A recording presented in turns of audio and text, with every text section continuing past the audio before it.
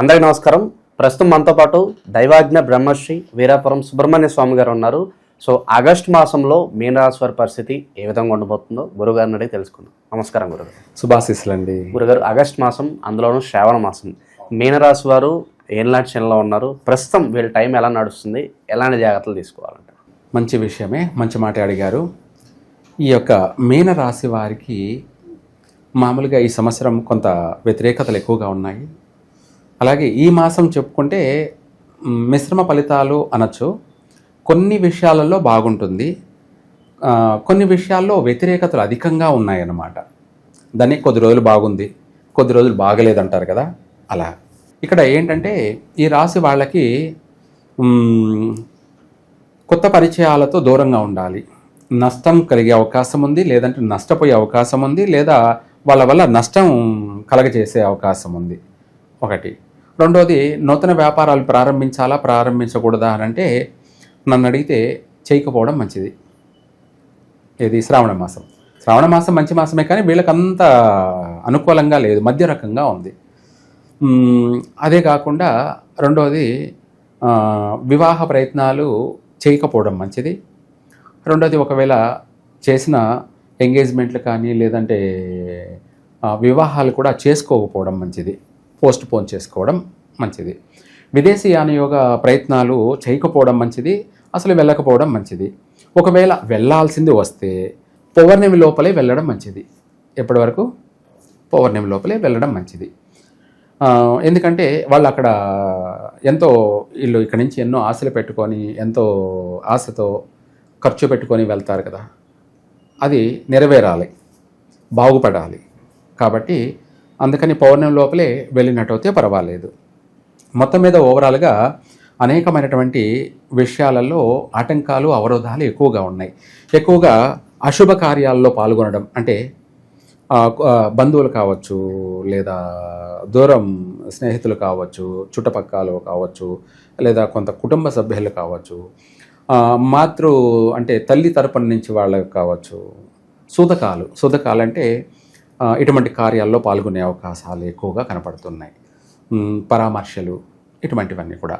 అందుకనేసి ఈ రాశి వాళ్ళు ఇంపార్టెంట్ విషయాల్లో ఆచితూచి ఆలోచించి అడుగు వేయడం చాలా మంచిది. ఇంపార్టెంట్ పనులు చేయకపోవడమే చాలా మంచిది. అది అంతేకాకుండా అనుకూలమైనటువంటి వాతావరణం కాదు కాబట్టి మాట పట్టింపులు, శత్రుత్వాలు అధికంగా ఉన్నాయి. అది ఇంట్లో భార్యాభర్తలే కావచ్చు, తల్లిదండ్రులతో కావచ్చు, అన్నదమ్ములతో కావచ్చు, అక్క చెల్లెలతో కావచ్చు, ఇరుగు పొరుగు వాళ్ళతో కావచ్చు, లేదంటే స్నేహితులతో కావచ్చు, చుట్టుపక్కలతో కావచ్చు, శత్రుత్వాలు అధికమయ్యే అవకాశం ఉంది. అంటే మంచివాడు కూడా మనల్ని చూస్తే శత్రువు అయిపోతాడు. అంటే మనం మంచి మాట్లాడినా కూడా అవతల వాడికి కోపం తెప్పించే విధంగా ఉందన్నమాట. అదే బ్యాడ్ టైం అంటే. కాబట్టి అనేక విషయాల్లో బాగలేదు, కొన్ని విషయాలలో పర్వాలేదు, కానీ మొత్తం మీద అయితే మాత్రం అంత అనుకూలం లేదు. అందుకనేసి ఈ రాశి వాళ్ళు వీలైనంత వరకు కూడా అనేక విషయాల్లో చాలా జాగ్రత్తగా నడుచుకోవాలి. సంతాన విషయంలోనూ జాగ్రత్త ఉండాలి, వ్యాపారాల విషయాల్లోనూ చాలా జాగ్రత్త ఉండాలి. అంతేకాకుండా వీళ్ళు చేసే వ్యాపారాలలో వీళ్ళ ఇళ్ళలోనే దొంగతనాలు జరిగే అవకాశం ఉంది. వ్యాపార సంస్థల్లో కానీ ఇళ్లలో కానీ చోరీలు, దొంగతనాలు జరిగే అవకాశాలు కూడా ఉన్నాయి. అంటే వస్తువులు పోగొట్టుకోవడం అనేది ఇటువంటి. సో వీళ్ళు ఏదన్నా అక్కడ ఒక చోట పెట్టి మర్చిపోవడం, ఇలాంటి సందర్భాలు కూడా ఉంటుందంటారు? ఏదైనా కావచ్చు. మొత్తం మీద ఏదైతేనేముంది, నష్టం అవుతే నష్టమే కదా. వేరేవాడొచ్చి దొంగతనం చేసినా, లేకపోతే మనమే మర్చిపోయినా, మనం ఎక్కడ డబ్బులు పెట్టి ఒక గంట 2 గంటల సేపు అంటే మర్చిపోయి తిరుగుతుంటే అది ఉంటుందాడ? ఉండదు. అది దొంగతనమేగా. అట్లా ఏదైనా సరే పోగొట్టుకునే అవకాశాలు ఎక్కువగా ఉన్నాయి. అందుకని ప్రతి విషయాల్లో కూడా జాగ్రత్త ఉండాలి. వాహనాలు అస్సలు కొనొద్దు.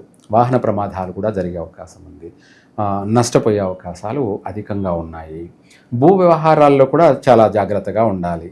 మోసపోవడము, నష్టపోవడం కూడా జరిగే అవకాశం ఉంది. ఈ రియల్ ఎస్టేట్ వ్యాపారాలకు సంబంధించి ఇటువంటి వాటిల్లో కూడాను. ఆరోగ్య విషయాల్లో కూడా చాలా జాగ్రత్తగా ఉండాలి. మొత్తం మీద ఏదేమైనా మీనరాశి వాళ్ళకి ఒడిదుడుకులు అధికంగా ఉన్నాయి. కాబట్టి మాసం శుభమాసం అయినప్పటికీ వీళ్ళకి మాత్రం కొంత నెగిటివ్గా ఉంది. కాబట్టి ఈ మాసంలో వీళ్ళు ఏం చేయాలి అంటే, ఒక మాటలో చెప్పాలంటే వీటన్నిటి నుంచి కూడా బయటపడాలి. సరే బాగలేదు, ఏం చేద్దాం, అలానే భయపడుతూ కూర్చుంటే రాదు కదా, కాలం ఆగదు కదా, కాలం గడిచిపోతూనే ఉంటుంది. ఈరోజు కాకపోతే రేపు ఏదైనా చేయాలంటే మనం ఈరోజు ప్రిపేర్ కావచ్చు రేపు చేయడం కోసం.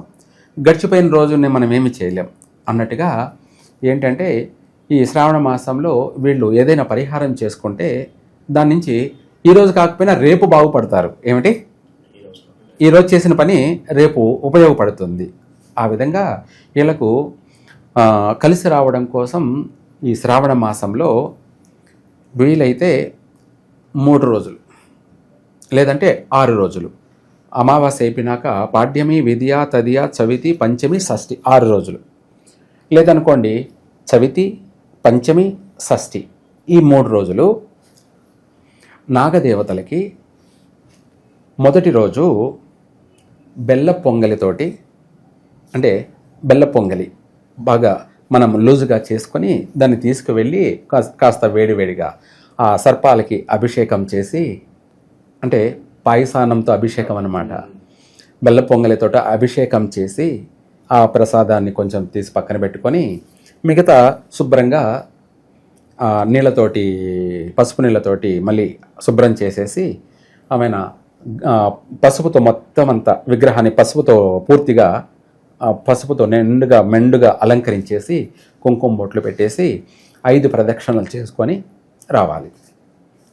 ఆ బెల్ల పొంగలితోటి అభిషేకం చేయడం వల్ల శత్రు వినాశనము, శత్రు వినాశనం, శత్రు అంటూ అనేవాడే లేకుండా పోతాడు. రెండోది, మనల్ని ఎవరు మోసం చేయలేరు.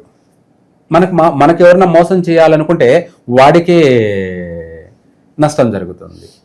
2, మూడోది ఏంటంటే మనల్ని ఎవరన్నా మనల్ని తప్పుగా చూడలేరు, తప్పుగా మాట్లాడలేరు. అంటే ఎవరైనా కోపం మాట్లాడతారు అని అనుకున్నాం కదా, అంటే శత్రువులే అధికంగా అయ్యారు, అటువంటి సమస్యలు ఉండవు.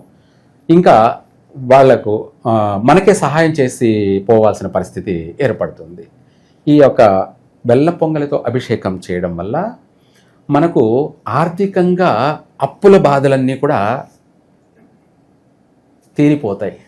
లేదనుకోండి అప్పుల బాధలు ఉన్నాయి, కాస్త వాడు మనకే ఉపశమనం ఇస్తాడు. ఏమని, టైం తీసుకో, ఎందుకు ఊరికే టెన్షన్ పడతావు, భయపడతావు, అవసరం ఏముంది, ఈరోజు కాకపోతే రేపు ఇస్తూలే, ముందు నువ్వు బాగుండు అని చెప్పి వాడు మనల్ని ఇబ్బంది పెడదాము, కొడదాము, తిడదాము వాళ్ళని అని వచ్చిన వాడు కూడా వీలైతే వాడే మళ్ళీ ఇంకా 10,000 20,000 సహాయం చేసి పోవాల్సిన పరిస్థితి వస్తుంది. అంటే మనిషికి అనేది చెందుతుంది. మనిషిని చూడగానే కోపం వచ్చేటువంటి ఇది కూడా ప్రేమ, కరుణ, ఆప్యాయత, అభిమానం కలిగేటువంటి మారిపోతుంది. థింకింగే మారిపోతుంది. కొడదాం తీద్దామని వచ్చిన వాడికి వచ్చి 10,000 సమర్పించుకుని పోవాల్సి వస్తుంది. మనం వాడి దగ్గర వసూలు చేద్దామని వస్తాడు, మళ్ళీ వాడే 10,000 ఇచ్చిపోతాడు. అంటే ఇలా మారిపోతుంటాయి. ఎప్పుడేం జరుగుతుందో ఊహించలేం, ఎప్పుడు ఏం జరుగుతుందో ఊహించలేం. మొదటి రోజు చవితి రోజు బెల్ల పొంగలితో అభిషేకం చేస్తే సర్వ విధాల బాగుంటుంది. అప్పుల బాధలని తీరిపోతాయి. కోర్టు వ్యవహారాలు ఏమన్నా ఉన్నా కూడా మనకే ఫేవరెట్గా అనుకూలంగా వస్తాయి. భూ వివాదాలు, తగాదాలు, నిలబడిపోయినటువంటి సమస్యలు క్లియర్ అవుతాయి భూ తగాదాల విషయాల్లో ఏదైనా సరే.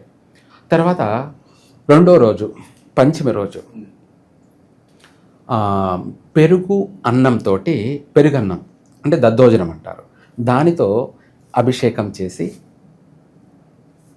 మనము పంచామృతాలతో ఎలా చేస్తాం ఆ టైప్లోనే అభిషేకం చేసి ఆ కాస్త పెరుగన్నం పక్కన ప్రసాదం తీసి పెట్టుకొని ఆ అభిషేకం చేసిన తర్వాత శుభ్రంగా అలంకరణ చేసి ఆ రోజున, ఆ తర్వాత మనము గంధంతో అలంకరించి, పసుపు కాకుండా గంధంతో అలంకరించి, అలాగే మెరూన్ కుంకుమతో బొట్లు పెట్టి ఇంకా ధూపదీప నైవేద్య చేసేసి మనము ఆ రోజున 6 ప్రదక్షిణలు చేయాలి. రెండో రోజు 6 ప్రదక్షిణలు చేసి మనము అక్కడ ఆ ప్రదక్షిణ చేసిన తర్వాత ఆ ప్రసాదం తీసి పక్కన పెట్టుకున్నాం కదా, అది తీసుకొని ఇంటి ఇళ్ళపాది అందరూ కూడా తినాలి. తిన్నట్టయితే వాళ్లకు ఆరోగ్యం బాగుంటుంది. ఇంకొకటి వాళ్ళకు మనశ్శాంతి కలుగుతుంది, ప్రశాంతత కలుగుతుంది. వాళ్ళకు నిర్మలత్వం అంటే టెన్షను, భయము, కంగారు, హడావిడి ఇవి ఉండవు. ఓర్పు, ఓపిక, సహనం అనేది వాళ్ళంతటా వాళ్ళకే కలుగుతుంది. నిర్మలంగా ఉంటారు. అంటే నిండుకుండా తొనక్కుండా ఎట్లా ఉంటుందో అదే అరకుండా అవుతే ఒకటేమైనా ఊగుతూ ఉంటుంది, అదే నిండుకుండా అవుతే అలాగే ఉంటుంది. ఆ విధంగా వీళ్ళ జీవితం, వీళ్ళ మనస్తత్వం, వీళ్ళ ఒక జీవన విధానం అన్ని విధాలు కూడా నిండుకుండాలా ఉంటారు అన్నమాట. ఏ దానికి భయపడరు, ఓర్పుగా ఓపికగా వాళ్ళు చేయాల్సిన పని అన్నీ చేసుకుంటూ వెళ్తూ ఉంటారు. వీళ్ళకు కూడా అన్నీ అందుబాటులో సహకరిస్తూ ఉంటాయి. ఇందాక చెప్పాను కదా, డబ్బులు వసూలు చేద్దామని వచ్చిన వాడే మళ్ళీ 10,000 10 లక్షలు లక్ష రూపాయలు తిరిగి ఇచ్చిపోవాల్సిన పరిస్థితి అన్నమాట. అలా సహకార అన్నీ కూడా వీళ్లకు అనుకూలంగానే మారిపోతూ ఉంటాయి అన్నమాట. ప్రకృతి మాయ, ఇదంతా దైవానుగ్రహం అంటారు దీన్ని. అలా 3వ రోజు వచ్చేటప్పటికి షష్ఠి. ఆ షష్ఠి రోజు వీళ్ళు మనం ఇందాక చెప్పుకున్నాం ఏమని, బెల్ల పొంగలి, ఆ తర్వాత దద్దోజనం. 3వ రోజు పెసర్లు అంటారు. పెసర్లని పూర్ణంలాగా చేసి, పూర్ణం అంటే తెలుసు కదా, మనము పెసర్లని ఉడకబెట్టేసి రుబ్బి బెల్లం కలిపి లేదా చక్కెర అయినా సరే పర్వాలేదు కలిపి పూర్ణం చేసి, ఆ పూర్ణంతో మనము అభిషేకం చేసి కొంత పూర్ణాన్ని తీసి పక్కన పెట్టుకొని, ఆ తర్వాత వీళ్ళు పసుపు నీళ్ళతోటి మళ్ళీ శుభ్రం చేసేసి విభూతితోటి అక్కడ ఆ విగ్రహానికి విభూతితోటి అలంకరణ చేసి చక్కగా కుంకుమతోటి బొట్లు పెట్టేసి విభూతితో అలంకరణ చేసేసి శుభ్రంగా ప్రదక్షిణ చేసుకొని ఆ పూర్ణం తెచ్చుకొని ఆ ప్రసాదం కింద అందరూ తినాలి. ఈ 3 రోజులు ఈ విధంగా చేసినట్టయితే వాళ్ళు శాశ్వతమైనటువంటి అభివృద్ధి, ఎవరికి, మీనరాశి వాళ్ళకి అయితే ఇవన్నీ పక్కన పెట్టేస్తే, శాశ్వతం అనే విషయం పక్కన పెట్టేస్తే, వాళ్లకు ఆ చేసిన తర్వాత లెక్క పెట్టుకోవడమే. ప్రతిదీ వాళ్ళ జీవితం ఎలా 3 పూలు 6 కాయల్లా అభివృద్ధి చెందుతుందో చూడాలి. అది వాళ్ళు చూడాలి. మనకు కాన్ఫిడెన్సే, నమ్మకమే 100%. వాళ్ళు చెప్పాలి, మీరు చెప్పినట్టు మేము చేశాము, మీరు అన్నట్టుగానే మేము అనుకునింది జరిగింది అని వాళ్ళు మనకు కామెంట్ సెక్షన్లో తెలియచేయడమే తప్ప, మనం అన్నీ మనమే చెప్పుకుంటూ పోతుంటే కూడా విలువ ఉండదు. ఎక్కువ చెప్పినా విలువ ఉండదు. ఏదైనా వాళ్ళు చెయ్యాలి, వాళ్ళు మనకు తెలియచేయాలి. ఇది ఓకే. ఇక ఇంపార్టెంట్ పనులు ప్రారంభించాలంటే పలానా రోజు అట్లా ఏదన్నా ఉంటుందా స్పెషల్గా? కరెక్ట్. అలాగే ఈ ఒక మీనరాశి వాళ్ళు, ఈ రాశి వాళ్ళు కూడా శుక్రవారం రోజున ఇంపార్టెంట్ పనులు చేయకూడదు. మీనరాశి వాళ్ళకి గాతువారం శుక్రవారము. శుక్రవారం రోజు ఎటువంటి ఇంపార్టెంట్ పనులు చేయకూడదు, కలిసి రాదు. తర్వాత వచ్చేటప్పటికి వీళ్ళు ఆశ్లేష నక్షత్ర జాతకులతో కూడా ఎటువంటి పార్ట్నర్షిప్ పనికి రాదు. ఆశ్లేష నక్షత్ర జాతకులతో ఎటువంటి సత్సంబంధాలు పెట్టుకోకూడదు. తర్వాత సింహ లగ్నమందు మీనరాశి వాళ్ళు సింహ లగ్నము అనే ముహూర్తంలో ఎటువంటి ఇంపార్టెంట్ పనులు చేయకూడదు, కలిసి రాదు. అది ఘాతు లగ్నము, అశుభ లగ్నము, బ్యాడ్ టైం. ఆ సమయంలో ఏది చేసినా జీవితాంతం నష్టమే కలుగుతుంది. అందుకనేసి ఆ ఒక్క ముహూర్తాన్ని వీళ్ళు అవాయిడ్ చేయాలి. మిగతా అన్ని ముహూర్తాలు కూడా శుభ ముహూర్తాలే. కన్యా లగ్నం, లేదంటే కర్కాటక లగ్నం, మిథున లగ్నం, వృషభ లగ్నం, తులా లగ్నం, వృశ్చిక లగ్నం, ఇవన్నీ కూడా వీళ్ళకు అదృష్టప్రదమైనటువంటి శుభముహూర్తాలు. కాబట్టి ఇంపార్టెంట్ పనులు ఏదైనా సరే వీటిలో చేసుకోవచ్చు. ఒక సింహ లగ్నంలో ఇంపార్టెంట్ పనులు ఏవి చేయకూడదు, కలిసి రాదు.